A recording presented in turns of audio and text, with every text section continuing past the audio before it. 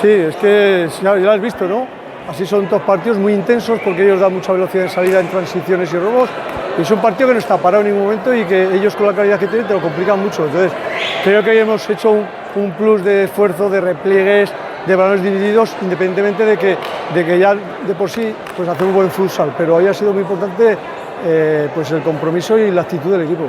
No, porque ellos tienen muy uno contra uno y has visto que en cuanto hacías una finalización ellos salían rápido, entonces es imposible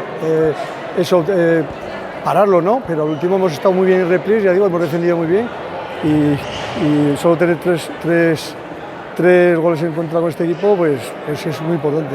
Hemos tenido alguna ocasión, pero sabíamos que ellos, claro, con ese marcador tan corto, ya no solo con el portero jugador, sino lo que te digo, una vez que ya te comen la espalda y estás en media cancha, sus apoyos con pivos, lo que son sus regates y disparos, pues podían complicarte, pero el equipo ha estado muy bien en defensa y la verdad que nos ha venido muy bien, sobre todo el 6-3, cuando estábamos en 5-3, 6-3 el último nos ha dado mucha tranquilidad. Sí, ahora es importante porque, claro, esto era más presión, ¿no? Porque te habían ganado, entonces tenías que ganar sí o sí, ¿no? Entonces ahora yo creo que ahora es una final, por supuesto, ya no hay marcha atrás, pero el equipo yo creo que saldrá un poquito menos en presión porque al último hemos conseguido igualar la eliminatoria y ahora es un partido.